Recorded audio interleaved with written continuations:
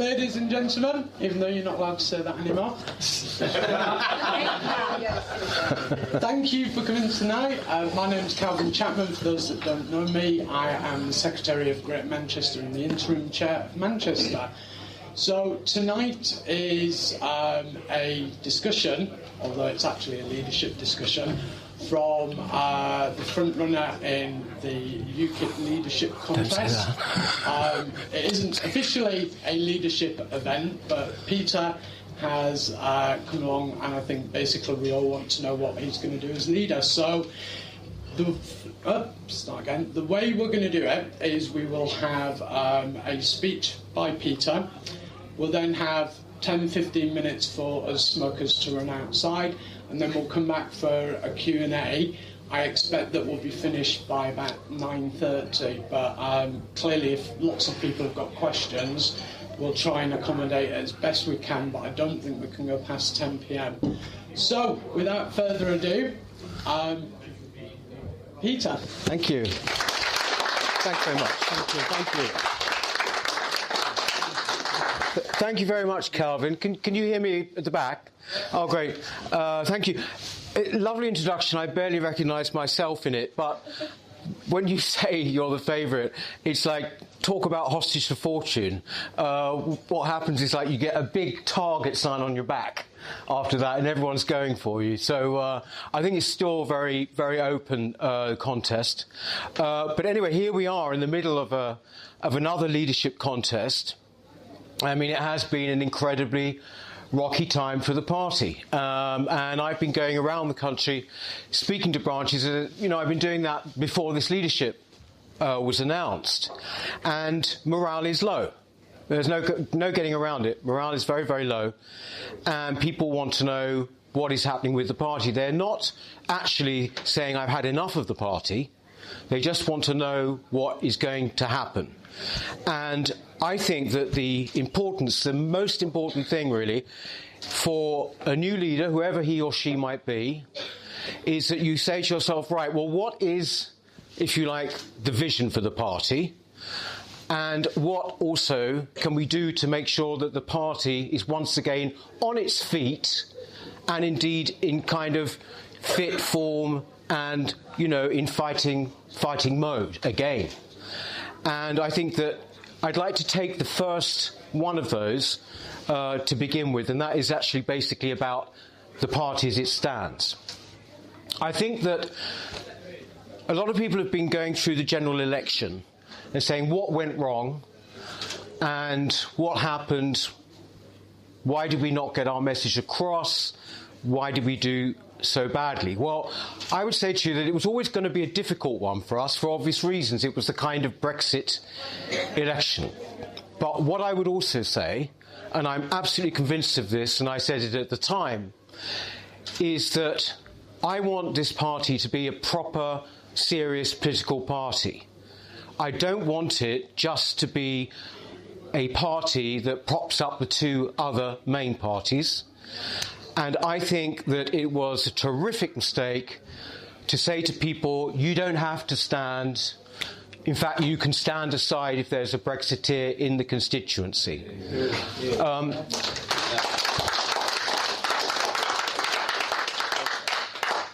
I can tell you, because I've been deputy leader, Paul basically appointed me in November, so that's, 8-9 months.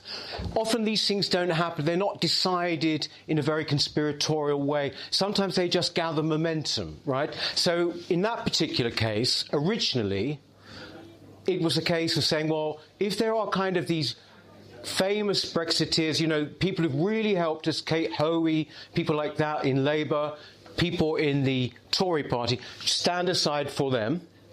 But what happened is that all the messages became very, very mixed, and as a result, we didn't have candidates in 277 seats. And what that did, that immediately wiped out the chance at least of 1.9 million votes. Now, I'm not saying that those 1.9 million people would all have voted for us, but enough would have voted for us to have got us over what I think is a psychologically important mark, which is at least 1 million votes, That way you can hold your head up. We got 1 million. OK, it was bad, but we were over that. We went down to about 600,000. I think that if we had stood a candidate in those 300 seats, we would have got over that 1 million mark. More importantly, I became tired after a while of people coming up to me saying, well, I would have voted UKIP, but there was no one there. There was no one standing. And there was one example. I was just doing a show on the Daily Politics, and Tom Brake, who's a Lib Dem, he was on with me, and before we went on, he said, why didn't you stand in my constituency, which is in London? He said, I'm a staunch Remainer, the Tories are Remainer, why weren't you there? And, you know, I had no answer. I had no answer, right? And I think one of the reasons is that the messages that were sent out, which is that basically stand aside if you want, they played into the media's narrative that our job was done. So people were more or less saying, well, maybe they're right. Maybe our job is done, you know? And so, therefore, there wasn't the incentive. The fact is, I say absolutely no tactical voting if I am leader. We are going to be a serious party. We are going to be a proper political party like we were, and we are not simply going to prop up what I think is a pretty outdated, rotten political establishment. Because next time round, it won't be the Tories we're asked, it will be Corbyn. It will be saying, you've got to keep Corbyn out. Well, what are we? We're not a charity case. We are a political party. There should be somebody to vote for from UKIP in every constituency, and I will fight my hardest to make sure that happens. So I think that that is a very crucial thing when we're talking about the actual party. No more standing aside, no more tactical voting. But there are also other things. I think there's no question about it. And this is one of the reasons as well why I think people feel very removed from the central party, because they were given these messages. There has been a breakdown or a bad weakening of the bond between local parties and, you know, the central party. Yes. And that has absolutely got to be restored. And they say, well, how do you do that? Well, first of all, people talk a lot now about direct democracy, and I believe that actually members should certainly have a say in policy when it goes into our manifesto, what have you. Absolutely should. And that should be done on a more formal basis. But it's a much more of a face-to-face thing as well.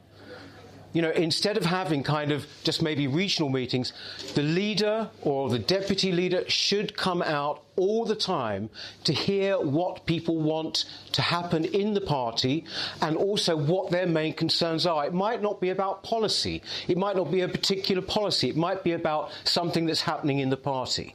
But essentially, there's got to be face-to-face contact. That, to me, is the most effective way of direct democracy. I mean, I think you'd agree that, you know, I think that there should absolutely be certainly input from the members about policy. But a leader also has to lead a bit. And I think that, you know, in a way, you've sort of almost got to trust who that leader is. The leader can't keep going back to you saying, I would like to do this. What do you think? What if all the members say, actually, no, we hate that? What is that leader going to do? Resign? You know, in a way, a leader has to respond to circumstances as they happen. And the fact is that politics moves very, very fast. What I would say to you is at the moment there seems to be almost no participation by members. And I hear this all the time. It's not about what we believe, in terms of policy. We're actually very close. Compared to the Tories and Labour, we're pretty close. We all pretty much have the same priorities. It's actually a structural thing. That has absolutely got to change. What I would want to do too is to make sure that there is a training centre for candidates in every region.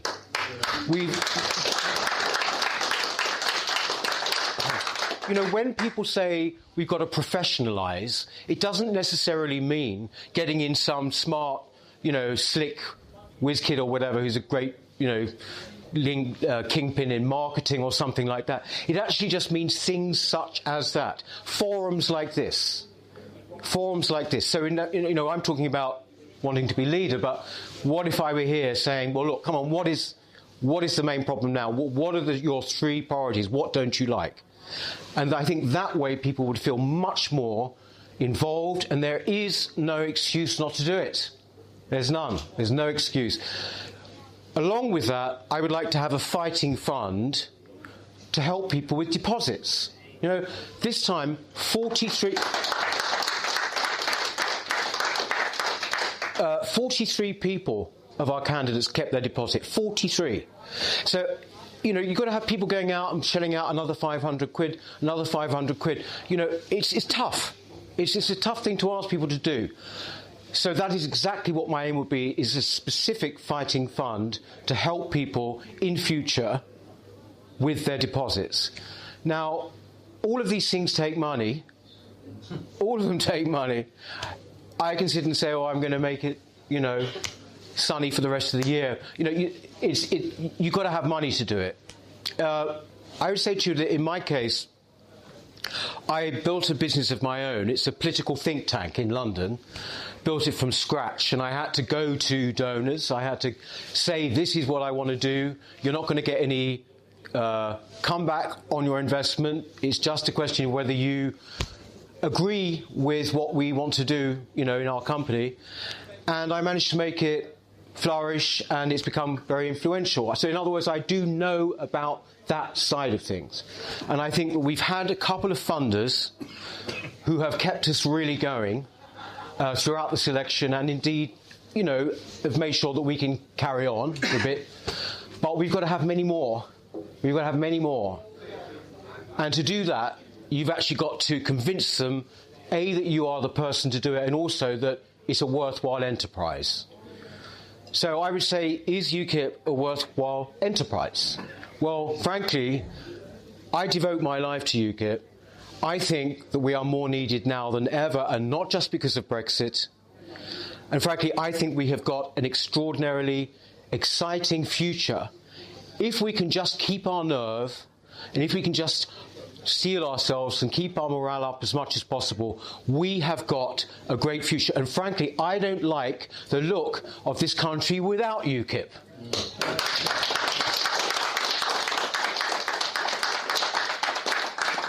You know, the thing is, with us, I came into the party 5 years ago, and I was culture spokesman. It wasn't just talking about opera and ballet. Everyone always says, you know, what do you know, opera, ballet. It wasn't about that kind of culture. It was about British culture.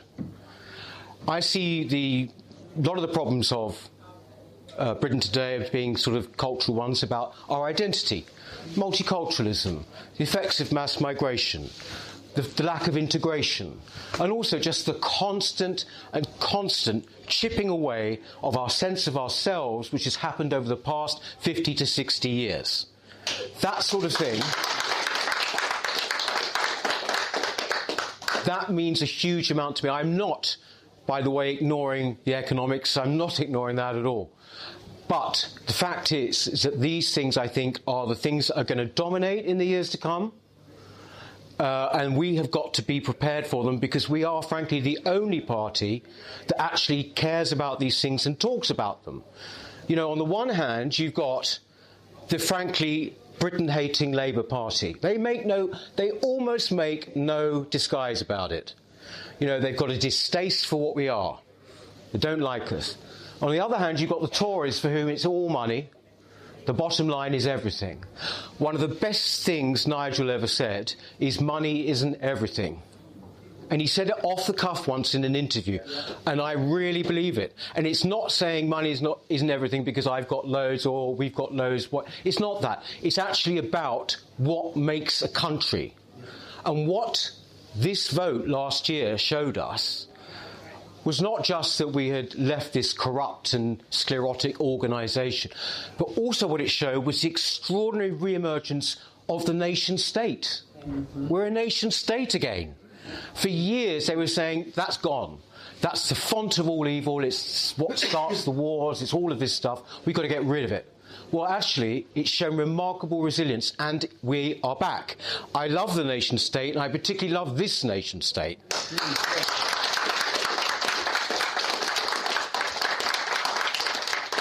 And let's face it, you know, we are the only party that actually talks about these things, right? Or should I say, puts policy forward about them. Because people do talk about them now. Take, for example, multiculturalism, right? David Cameron, Trevor Phillips, even Angela Merkel, can you believe, have all said that was a failed response, right? It didn't work. Now, you know, they talk about it, but I don't think anything has happened. I don't think there's been anything to really address it. Where I am in London, I'm in the London Assembly, I lead our group on the London Assembly. If you say there are problems about multiculturalism, people immediately think that you are talking about, oh, I don't like loads of different cuisines and I don't like loads of different music. That's not what it's about at all. It's nothing to do with it. It was a particular public policy which said to people, when you come to Britain, you don't actually have to integrate. You don't even really have to learn the language, actually. Do you remember a guy called Ray Hunniford? Yeah. He was, you know, in Yorkshire. 1987, I think. He just said that perhaps he's largely Bengali and Pakistani children in his class should learn English. He was hounded from his job and basically died a broken man for saying that. He was called a racist. Now, of course, this is now completely in the mainstream. Chaka Umana will say it, you know, all the rest of it. They do very, very little about it. But I would say that we have got to get to a position where this kind of policy, which emphasises division and separateness, is once and for all cast aside for real integration, right? We've got to make things work. We've got to make them work. We have no option. But one way you do that is by making sure that if you have a multi-ethnic society, they all sign up to a sense of being British, that all things take place in a British framework, and that basically there is also an acceptance of British values. Then we've always been the most welcoming of nations. So I think this is... I think this is going to become one of the issues of the next decade. And frankly, if we are not there to talk about it and propose things, then I just think nothing will be done. So that multiculturalism is a good example. For example, take our legal system, right? A legal system has to be one which is shared by all the country. A country cannot exist as a society if you've got lots of different legal systems. This is truth, wherever those legal systems might come from. So there's got to be one legal system, and that is British law, no other form of competing systems, no Sharia law, I'm afraid. This is simple. Do you know, the thing is that the Tories have recently commissioned an inquiry into Sharia law, and the reason I mention Sharia law is because it's growing, right? It's growing. And the way women are treated under Sharia law is appalling. And they have put this inquiry into action, or rather, at the moment it's researching, taking evidence. And it's to find best practice for Sharia law, whatever that might be. What is that? You tell me. What is best practice? I say it is quite clear, right? One law for all, and that is British law. Full stop. Yes.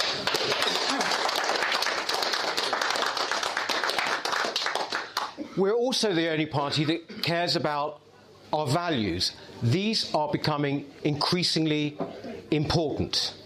So look at all the young kids who voted for Corbyn, for example. 2 million of them. It wasn't, seriously, so it wasn't just because they were being offered free stuff, as some people say. It just wasn't that. What it is, they simply don't know. They don't know, first of all, what his background is. They don't know what his beliefs really are based in. They know nothing about this. They haven't been taught, right? In our schools, increasingly, and we have a real crisis of confidence in our own identity at the moment, young people simply don't know what is special about the country. What is good to defend it? This is completely wrong. Why can't we teach history in our schools and make sure that people know about our great achievements. What is so wrong with that? Every country does it. Why can't we? This is becoming increasingly important because we've got generations going forward who simply will not know anything about their country or anything about what makes it particularly great. All of these issues, they are given sort of a bit of, lip service, if you like, by Conservatives particularly, but then nothing is really done about it. These are the sorts of issues that I think are very, very important, and they're particularly important to me, but I believe they're important to most UKIP members. And then, of course, there is Brexit. I was talking to the gentleman out there before we came in, and frankly, I am worried. I'm very worried that it's going to be seriously undermined, right? I was at something with Nigel a while ago, a couple of weeks ago, and he said we seem to be in a worse place now than we were like 6-7 months ago. And what it is, we have these elites, we have the education system, we have the BBC, we have the schools, we have the media, particularly the broadcast media more than the papers, all putting pressure all the time, chipping away. I think what they're hoping is that the majority of people, maybe not us because we're particularly interested in politics, majority of people will get so bored and sick of it, they'll just say, go on, do your worst. And then the whole thing would have gone. I can't tell you how worried I am if we are betrayed on this issue. I can't imagine what will happen. We have got to make sure that we are not betrayed. Now, I hope the reason I put that third on my list of talking about things is not because I just think it's less relevant. It's one of the defining issues of our time. But I do believe, ladies and gentlemen, that being the guard dogs of Brexit, as was said during the general election, it's not enough to motivate people. There's got to be something positive we want to do.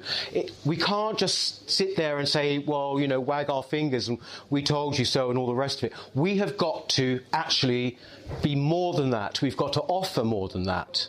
There's no point in, if you like, in going to the party and standing in the kitchen complaining about the party, what rubbish it is. You've actually got to go off and do it. You can't just be the people who stand there and complain. So I think that's why I have put forward these other particular issues. I see it as nothing short of us being the party of national revival.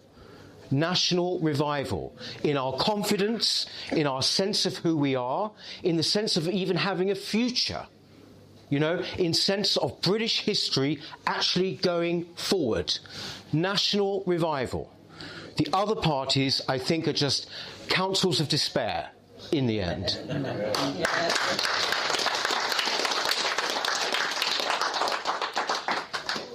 One thing as well that I would do and prioritise as leader in this particular sphere is this.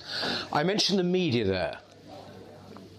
Well, I worked in the media for a long time. I don't know how much you actually know about me, but I was a TV producer and director for about 15 years, and then I was a journalist. After that, I was working in the belly of the beast, right? And not that kind of journalist. I was a nice journalist, but no, I was not a reporter. I wrote features and things like that. But the fact is that even though I've done a lot of media, Any Questions, Question Time, all of this, right? They hate us. Right? Like you need to be told that. They hate us, right? They hate our ideas, they hate our party.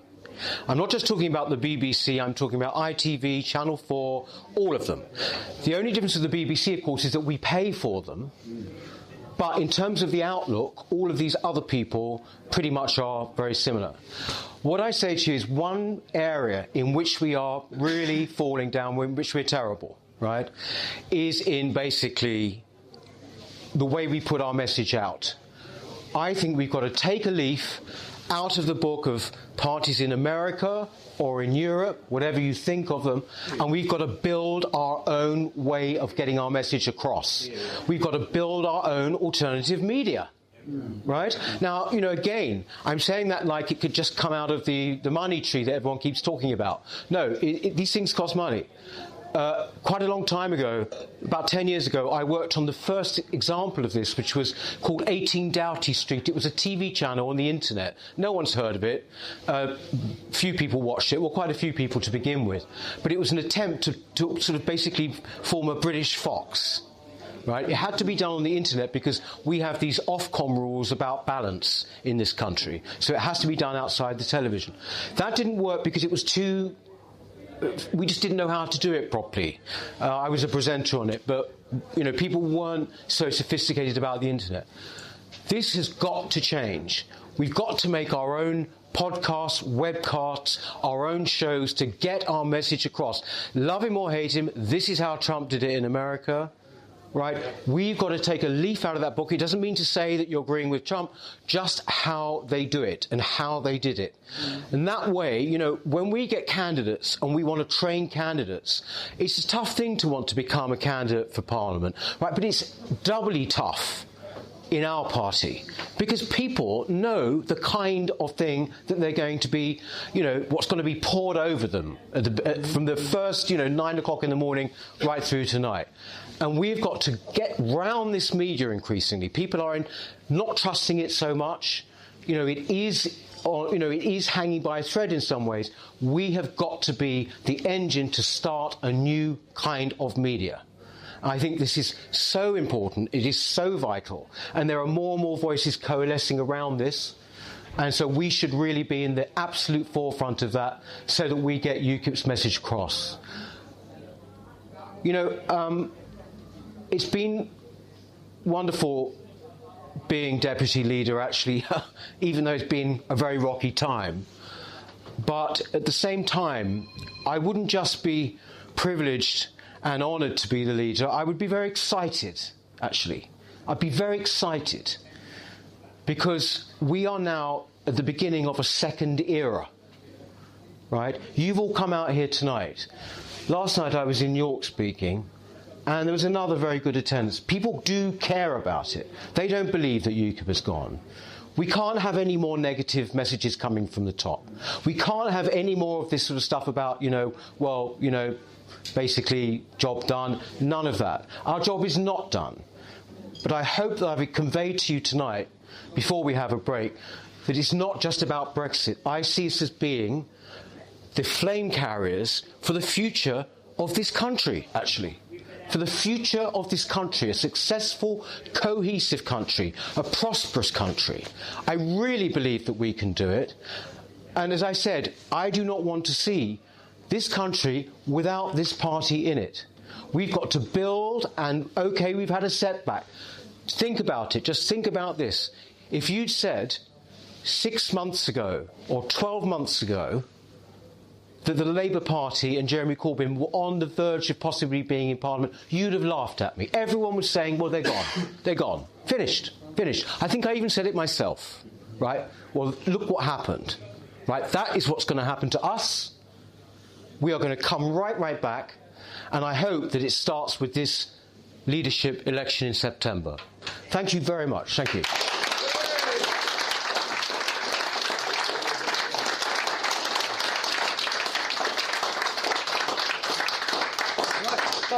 Thanks, Peter. So it's now 25 past, so should we all come back at 1:45?